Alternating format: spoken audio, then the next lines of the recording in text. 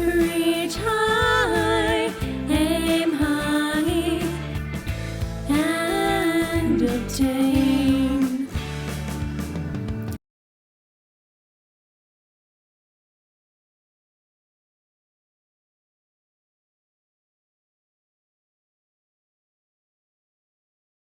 We're going to make, we are doing another batch of our SIBO yogurt, because even though it has fermented, we are looking to get our correct, what I love, Greek yogurt thickness. So we're doing 2 tablespoons of our cutting edge cultures, Prebio Plus,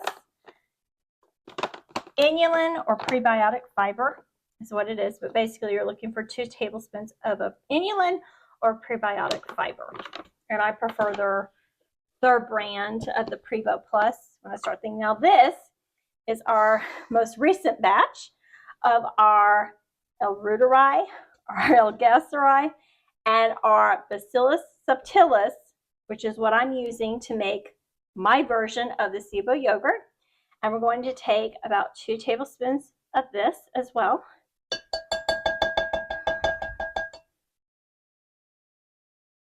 I'm purposely trying to get some of those clumps because that means it's a thicker gelatinousness to it.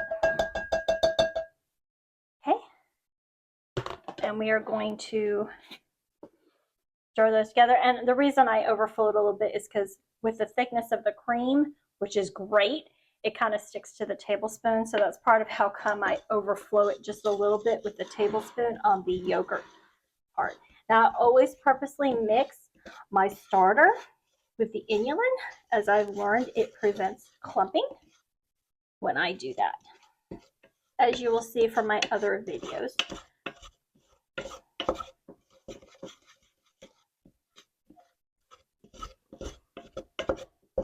Okay. Now once we have done this, we are going to start adding, because this is again my version, our heavy cream. And this is the heavy cream I use. It is that pasteurized, non-homogenized, grade A, pure, straight heavy cream. There's no other ingredient in this. And all of these ingredients, except the yogurt starter, are at room temperature. This, I'm purposely adding a little at a time because I'm looking to dissolve the Inulin, and which is my prebiotic fiber, and the yogurt starter into the cream to prevent any clumps and to make sure that everything fully integrates well to create our next batch of yogurt. And I'm really excited to see the results on this, because the last batch showed me we're starting to get that really rich, thick consistency that I love with my Reuteri yogurt. Didn't mean to do that. That tells you just how room temperature it is. You squeeze it, it just overflows. Oh, I love it. And the great part is it's coming out real smooth. The last few weeks, for some strange reason, and sometimes this happens with the seasons, when you're getting such fresh quality product that's heavy cream, is it comes out very gelatinously thick. So you may have seen with my other video, the cream was a lot thicker for our SIBO yogurt starter. And there we go. And see right there, because of the little bit I added, see how I'm scraping the sides? And there's no graining, and I don't feel or hear the graininess now with my spoon or in my 8-cup measuring cup that I use. So we can actually start adding this mass. And what we're looking to do is get to the, and I got to rotate this to make sure I have the measurement on the side I need, the 6-cup mark line, which is 1.5 quarts of heavy cream. Shake that. It's always good to shake the cream before you start adding it, just in case you have anything that is at the top. And we're going to get to our 6-cup line. There we are. And then we are going to stir, oops, there we go. We're going to stir this all together. And I also have my water. It has been out because it takes about 4 cups of water in my ultimate yogurt maker in order to make my yogurt. And I also, because it's my glass cup, excuse me, because this is my glass measuring cup, I always go around and I check the sides. But positively, because I made sure my base started out so well with the stirring and the mixing of the prebiotic fiber with the cream and the starter, I don't have to worry about that when I do a quick check visually. So now we can put this into our yogurt maker. So let's step over to our yogurt maker and do next steps. So let's open this up. And as always, I take the lids off in a manner that maintains their sanitizing. So it's inside to inside of the lids on the countertop. And I give my container here just another quick stir.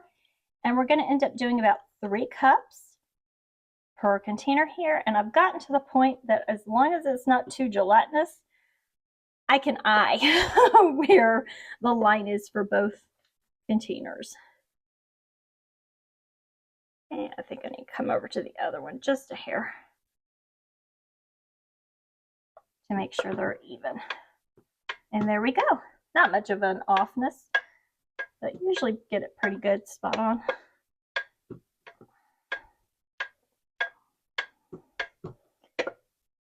Okay.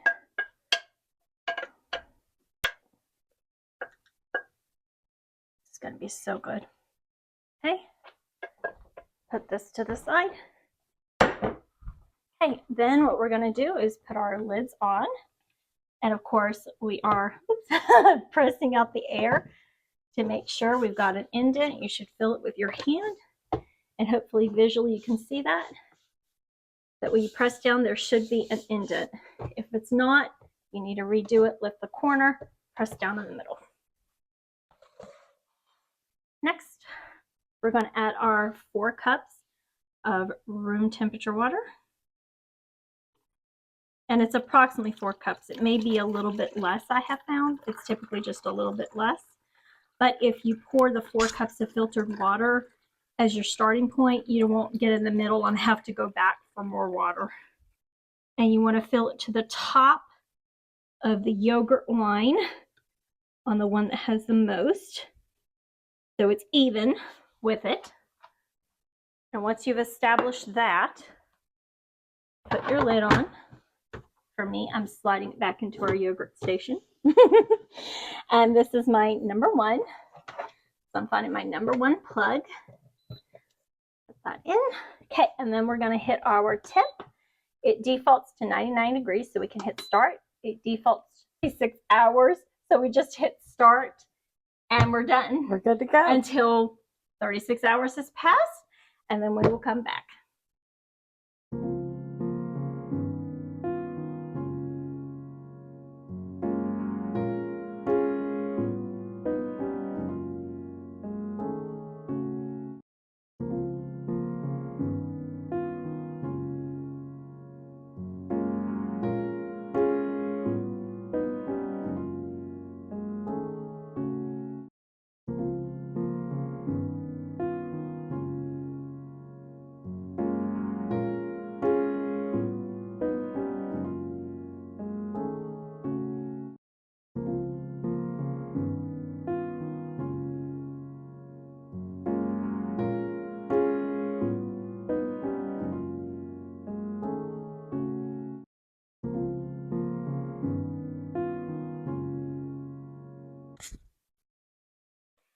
This is my batch 2 of my version of SIBO yogurt. So we're going to see how this turned out together. So on the positive, there's my yellow like I've always had. Oh, still a little bit of water in the bottom, but not a lot compared to the first batch, which I know is typical of how the first few batches, even with me doing heavy cream, always has that little bit of water in the bottom. So if this happens, don't freak out. Just realize it's part of the cultures waking up and adapting to what you're requiring of them. Be patient. Stir it together. Just take some time. And I've learned that once I stir it and give it some time to settle, it thickens up. Still, it will be just a little bit on the runny side just because these are the first few batches, but that's okay because we're working with waking it up, and as more time passes, it will become thicker because of what I've done historically when I've done my Reuteri. And by us doing the SIBO yogurt, it's kind of the equivalent of I'm starting from scratch almost with the yogurt. So if you would like a reference as to kind of how it evolves when you're doing this kind of yogurt, feel free to check out how I do my version of El Reuteri yogurt so you have a bit of a reference point as to how this starter with the cream initially goes and then how it transitions over time. You can see that's a lot thicker. See that? That is a whole lot thicker. That's a lot better than what we had the first batch or two here. So it's doing better now than what we had before. And we knew that. And that's part of how come we're doing this. So this is, look at that, it's doing a lot thicker. It's still not the consistency that I'm used to of a Greek yogurt once I've done multiple batches like I do with my Reuteri. That's okay. Let's try, okay, so this one, okay, I see it has maybe just a hair more water in the bottom. So we're gonna give this a stir as well. But I really like the consistency of how this one over on the other side turned out. But again, we're doing this because we also, even though you can, if you want, strain this, but I found because of the research, as I've mentioned before, with Angela Staton, who has a PhD, who did how to help prevent migraines without medication. She says it is atrocious to potentially strain yogurt to make Greek yogurt for migraineurs. So that's part of how come I keep the water in my yogurt. Plus I found too, at least with when I first was doing just the Reuteri, is that if I did the straining, and this was before I started doing Dr. Davis's strain, I have to point out, it felt like it was very acidic to me when I did the half and half and when I did it with a different culture. But as soon as I transitioned to the heavy cream, it started immediately thickening, and I was loving the consistency, but I was still lacking the potency. Any of you that's seen my other videos on the Reuteri, and then of course the recent Q&A I uploaded, because I have gotten a lot of questions on my yogurt and how am I getting this thickness, this consistency, and it boils down to taking the time to be willing to do this. Now, I know it is a lot of fat, but if one is doing things like a ketogenic diet, it requires doing a lot of fat, but this isn't just fat. This is also fat that has a culture in it. So it's actually benefiting the body because it has a culture in it. Oh, look at this one. This one's doing really good now. Look at that. Wow.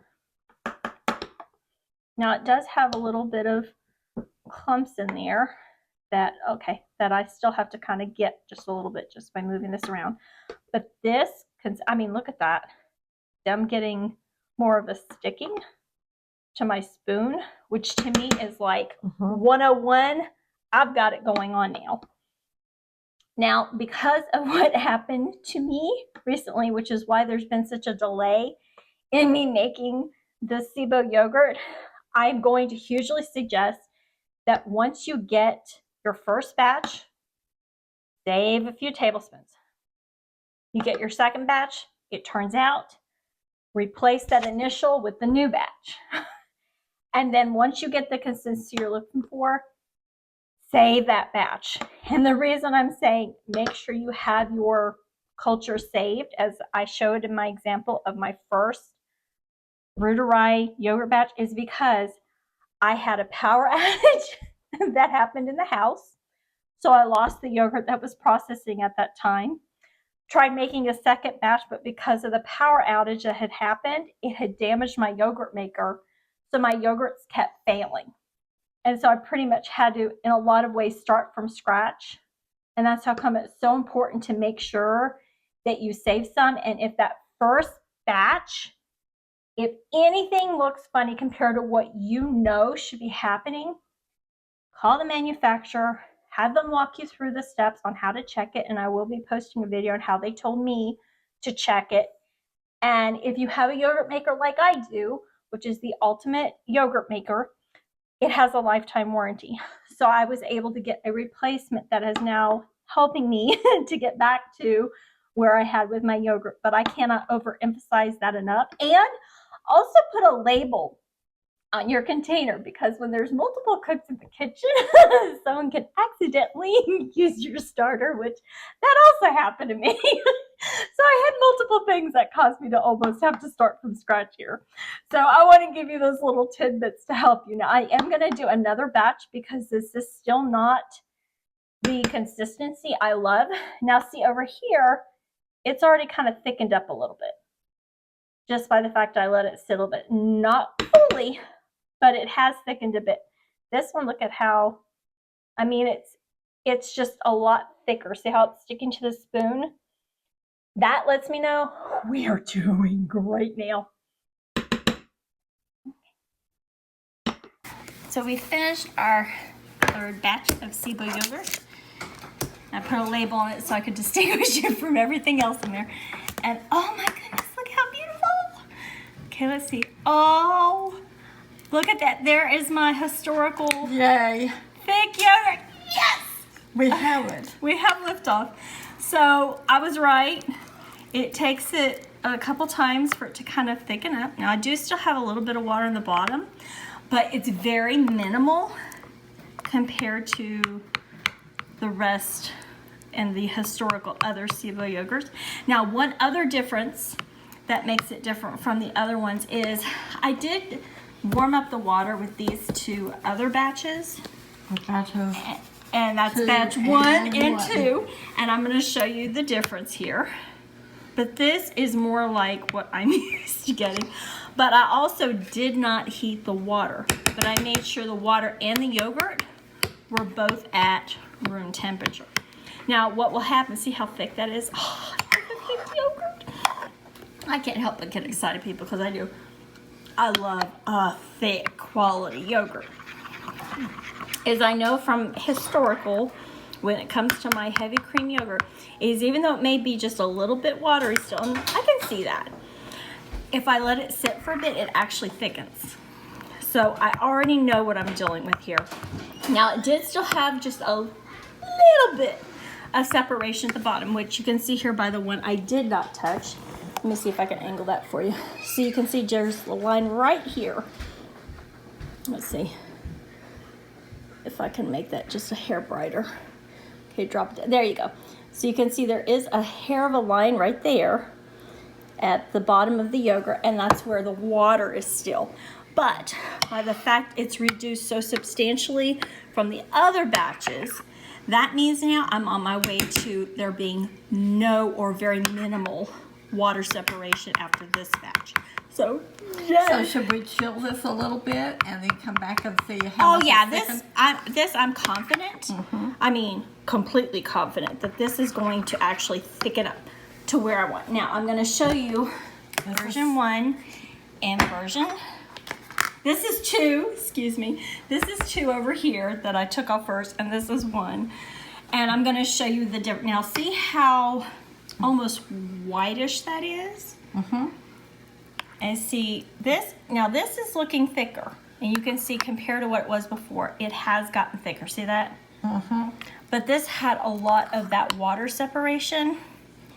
And if you look, this one has more of like a smooth, creamy look. This one, I don't know if you can see it real well, but it has more of like, it's got little tiny grainy looking feel to it. I mean, not feel, look to it, little grainy. Are you talking about the little bumps? And Yeah, it's got little, so not granules, but yeah, little they're clumps in it. well, I don't even want to say clump, but it's like little tiny specks of almost like the cream did some kind of, it's not crystalline. I mean, it's still smooth. It's just, it has a little bit of a texture in my opinion. And then you can see on this one, without me even touching it, that it has very much of a spotty, granule look as well. However, this batch and this batch, 1 and 2, I did warm the water up to about 95, 96 degrees, but I left my cream at room temperature. This one, which is batch 3, I did room temperature water and cream. And I think, which is what works best. Which I've done from day 1 typically, but I know I had a few people that was like, you know, you need to warm it up. And typically with the SIBO yogurt, according to Dr. William Davis, he does say that the Bacillus, I think it was subtilis, but it was a Bacillus strain. I don't know if it was technically the subtilis, but he did mention the subtilis in one of his videos, which is why I did that for my SIBO yogurt. But he mentioned that it and the Gasseri both require a higher ferment temperature or processing temperature, depending on how you want to look at it, because it is a type of ferment, so that's why I said ferment. But it's, for me, I tried doing the Gasseri at the recommended temperature of over, I think it was like 109, I want to say, with the Gasseri. And then I tried my Bacillus subtilis at like the 100 and, I think it was 20 some. I'll put the exact amount that I used on the video. But they both, it felt like failed when I did those. And they came out very watery. I didn't like the consistency. And plus the Gasseri brand that I used said to do it at 99 degrees for the 36 hours. So after I tried them both individually on their own, I said, you know what? I'm gonna go and I'm gonna transition and I'm gonna do the 99 degrees, 36 hours for all 3 together. And that's what these have done. But I think it's my specific dairy that I'm using that it does best with both the water and the heavy cream at the same temperature, which is room temperature, and then cooking it in the, or processing I should say, in the yogurt maker, 99 degrees, 36 hours, and you can see it turns out a lot better, because this was so grainy, it wasn't pleasurable to me. This was still grainy, but semi-workable, but less. Yeah, and these both had a lot of water initially in them, and as you've seen in the video, but this third batch, oh, now we're talking. And if I let this sit, I know this is going to get thicker because it had so little water separation initially. And that's what always historically happens. I have found when I've processed my yogurt that if it's got very little in the bottom, it's going to get thicker with time. And even if it starts with some water, it gets thicker with time, which you saw happen with this one. And this one, see here, it's separated. And see, this is batch 1. So if I let it sit a little bit, it's separated again. So I have to stir it. And I don't have to, but it's because I prefer not to separate things. But you can definitely see the consistency difference of each one of these and how the water separation. See, this one had water separation. This one had very little separation, if none. And then this one, just because it was fresh, it had some separation. But I wanted to at least give you a visual of how things progressed so that you have, see here, it's just very watery. Now it's sticking to the spoon because obviously it's cream, but that's still extremely watery. But you can also see the black specks from the moringa and the dandelion. This one you can see very little specks because obviously we only used 2 tablespoons from the prior batch, and then again transitioned here to 2 tablespoons. So you can see how it kind of progresses. And also 2 tablespoons in batch 3. Yes, each one had 2 tablespoons of something. So the first one obviously had the 2 tablespoons of the Reuteri and then the 2 cultures added in. One, the Gasseri packet, and then 1 capsule of the Bacillus subtilis. This one just had 2 tablespoons of that prior initial batch, and then again 2 tablespoons from this batch was used to do the third batch. But you can see that third batch, oh baby. Our batch of SIBO Gonna unplug it, it's finished. And gonna get it ready to go in the fridge.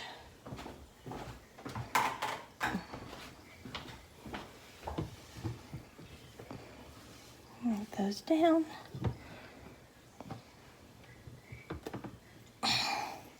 Lift it up. Now look at the bottom there. I don't know if you can see. It's not as separated. So, I mean, there is still a little bit of separation, but compared to what I've been getting, I want to make sure you see that it's not as separated. So we're doing good. Now this side, oh, now look at this side. This one I think even has less than the other one. But I've learned with the testing that one side tends to run warmer than the other on this yogurt maker for some reason. So maybe that's affecting that separation. So we're going to put this in the fridge and we will come back. So to give you reference points as to the SIBO yogurt, because if you've seen my initial video, I want to show you what will happen when you hit batch 3 and batch 4. So here's 4 and here's 3. I purposely have not stirred these, and again, this is 4, this is 3, so that you can see here on the side, and I'm hoping that you can get in there, the separation that's occurred. You'll see here there's less separation than there's happened over here. Because again, this is 3, this is 4. So I want to show you that once you've gotten to the third version, which is ideally everything at room temperature, because I did try it with heating the water, it still works best. And it sometimes you just have to adjust for the access to products and how it works in your environment to get what works for you. And room temperature on the water and the cream is what works for me here. So when I did that and I got to 3, the separation was a lot less.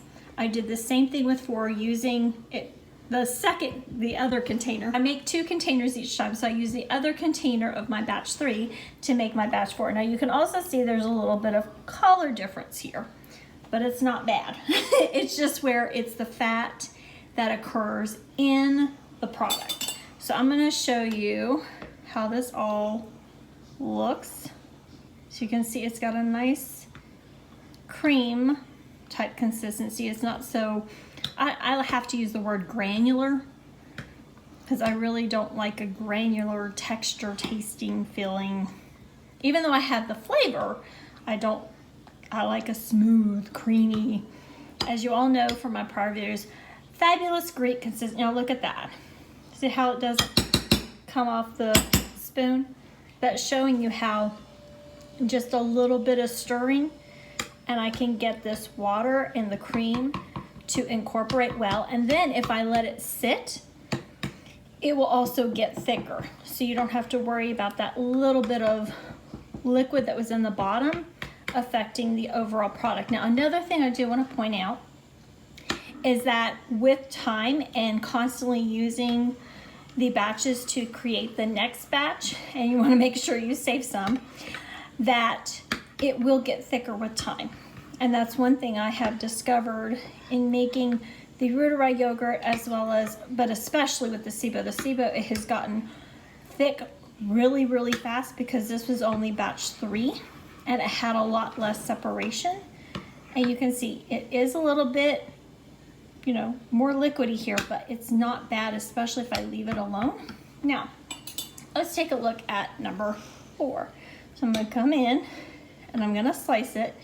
Now look at how creamy that was compared to the batch 3.